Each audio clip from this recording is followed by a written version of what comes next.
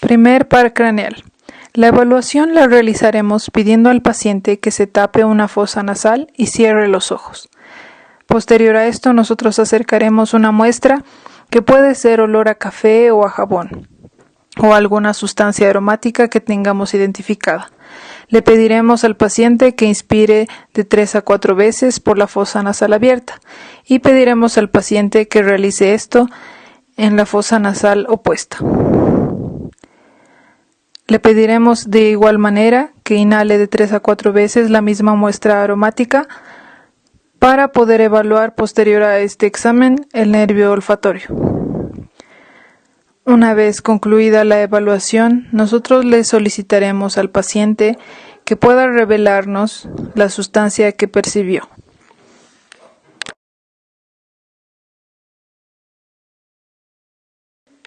Segundo par craneal, el nervio óptico. Este nervio se origina en la capa de las células ganglionares de la retina, siendo su origen aparente el ángulo anterior del quiasma óptico. Los axones de estas células ganglionares, al reunirse, se dirigirán hacia atrás formando el nervio óptico, el cual se decusará formando el quiasma óptico. Posteriormente llegarán a la corteza óptica. Para evaluar este par craneal, lo que nosotros haremos es utilizar las cartillas de Snellen, que tendrán letras de gran tamaño a menor tamaño. Le pediremos al paciente que las vaya deletreando e identificando, de grande a pequeño, hasta que éste se detenga porque ya no podrá verlas, ni identificarlas. Será en este momento cuando mediremos la agudeza visual. Posteriormente, utilizaremos la evaluación del test de Ishihara, que es una cartilla que tiene números de color, y si el paciente puede verlas e identificarlas, es que no presenta daltonismo. Seguiremos la inspección y la evaluación, utilizando el oftalmoscopio para evaluar la papila visual, que se encuentra en la retina. Una vez realizada toda esta inspección y exploración, lo que haremos es evaluar el tercer par craneal, que es el oculomotor, viendo la reacción iridoconstrictora, como podemos ver en el video. Bien, continuando, en la evaluación del quinto par craneal en la parte sensitiva utilizaremos 2 algodones. Haremos pequeños movimientos en las mejillas, en la frente y en la parte mandibular. El paciente, si la siente, entonces será que todo está bien. Siguiendo con la parte motora, pediremos al paciente que muerda y evaluaremos de esta manera la masticación y la contracción de los músculos. Posteriormente, evaluaremos a los músculos mediante la oposición de la mandíbula, es decir, que nosotros ejerceremos presión sobre la mandíbula. Sexto par craneal.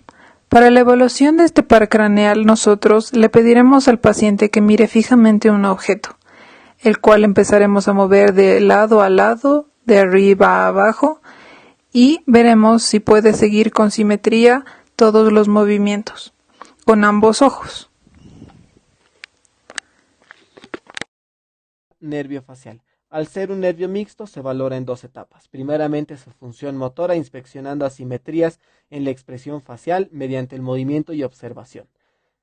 Indicaremos a la paciente fruncir el entrecejo, cerrar los ojos con fuerza, enseñar los dientes y mover la mandíbula, con el objetivo de encontrar parálisis facial, sea periférica o central. Función sensitiva o vegetativa consiste en determinar el gusto de los 2/3 anteriores de la lengua. Solicitaremos a la paciente cerrar los ojos y con un hisopo embedido de soluciones acuosas débiles de dulce, salado o amargo comprobaremos la producción de lágrimas y de saliva. Vestíbulo coclear. Tiene 2 porciones, la acústica que se la evalúa mediante el diapasón y la parte vestíbulo coclear que es parte del equilibrio que se lo utiliza con la maniobra de Romberg, pidiendo a la paciente que se ponga de pie con los ojos cerrados y sujetándose las 2 manos. Para la valoración del noveno y décimo par craneal, lo que hacemos es pedir al paciente que diga A, introducimos un bajalengua y realizamos el reflejo nauseoso. También exploramos la úvula y que no tenga desviaciones. Se explora con dos maniobras, ordenando al paciente girar la cabeza contra la mano del observador mientras observa el músculo esternocleidomastoideo. Doceavo par. Se explora solicitando al paciente que protuya la lengua y que la movilice en todas las direcciones y que, de haber lesión, existiría una desviación de la lengua hacia el lado de la lesión.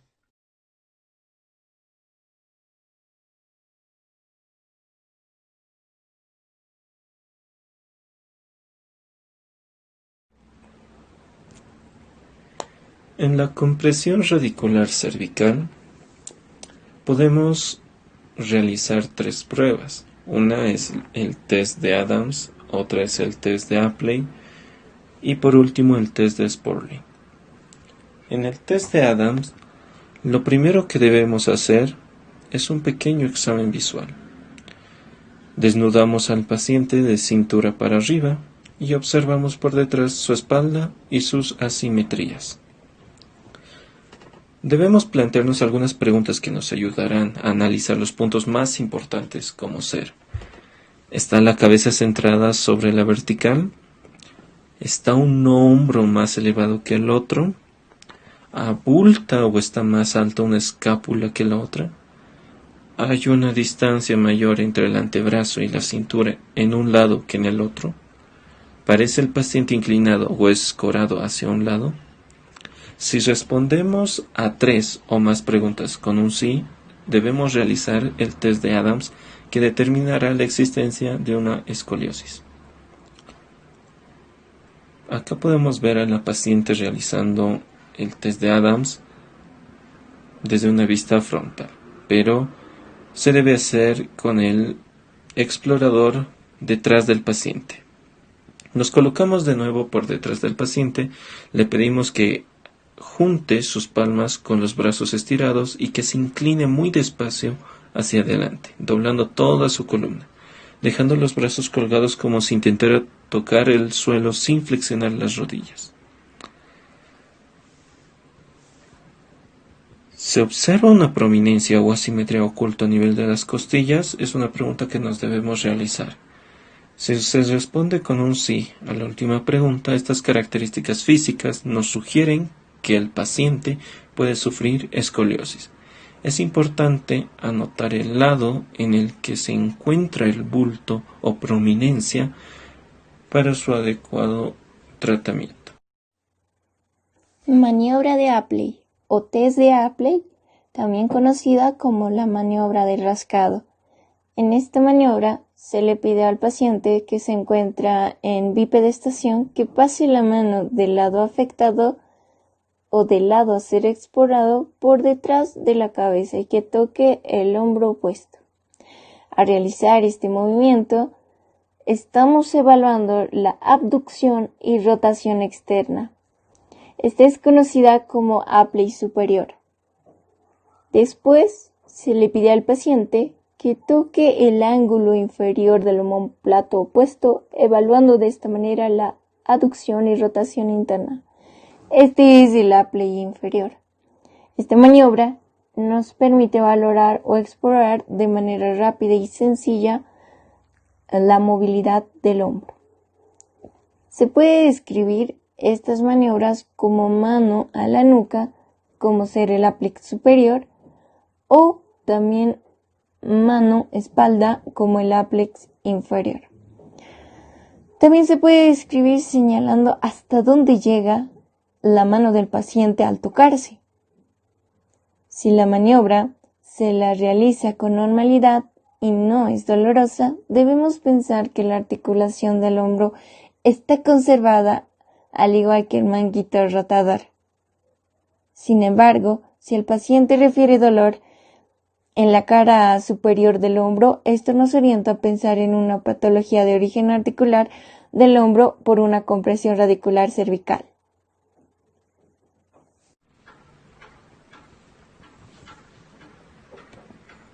Prueba de Sporling. El objetivo es valorar el estado de las raíces nerviosas y de las carillas articulares. Colocaremos a nuestra paciente en sedestación y el explorador en bipedestación, por detrás del paciente. El paciente inclina y rota la cabeza y el terapeuta coloca una mano sobre el vértex del paciente y con la otra mano golpea ligeramente sobre la mano situada encima de la cabeza. Si esta maniobra es bien tolerada por el paciente, se repetirá la misma, pero con la columna vertebral cervical en extensión. Será positiva cuando el paciente refiera dolor a la maniobra realizada, indicando compresión de las raíces nerviosas o irritación de las carillas articulares. En posición cervical de extensión, el dolor radicular es mayor.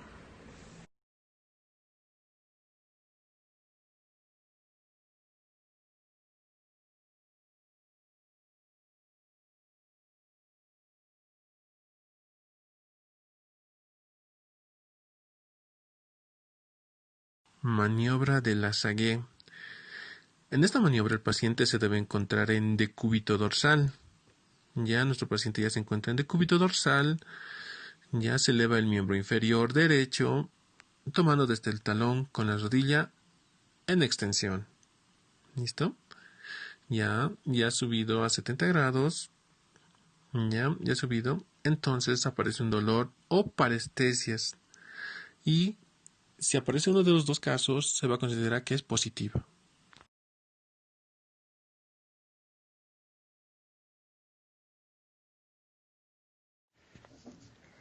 Maniobra de Lasague posterior. En esta ocasión tendremos a nuestro paciente en decúbito ventral, donde flexionaremos la rodilla para extender el muslo. El dolor deberá aparecer en la región anterior del muslo en cualquier radiculopatía.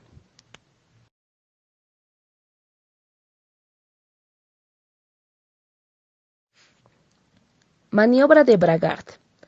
Luego de efectuar la maniobra de Lasague, si esta llegara a ser positiva, se desciende levemente la pierna hasta que desaparezca el dolor. Luego ejecutamos una fuerte dorsiflexión del pie. Con ello debería reaparecer el dolor si hay radiculitis.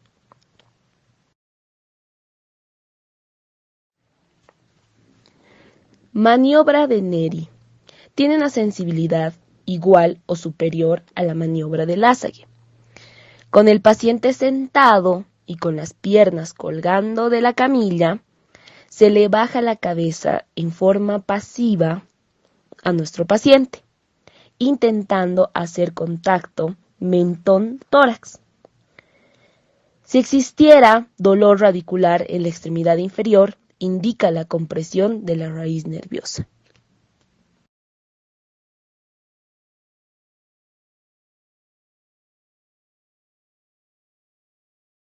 Maniobra de Neri reforzada. Si la maniobra anterior sale negativa, debemos realizar la maniobra de Neri reforzada, que consiste en estar en la misma posición, o sea que el paciente vea estar sentado y con las piernas colgando de la camilla, en este caso está en la silla, solo que ahora le vamos a pedir al paciente que eleve la pierna izquierda hasta lograr una totalidad en la extensión de la rodilla. Entonces ahora sí bajamos de forma pasiva, ¿ya? La cabeza, que ahorita la va a realizar, ¿ya? Y a diferencia de la anterior, el dolor podrá presentar en la extremidad, ¿ya? Y no como tal en la región lumbar.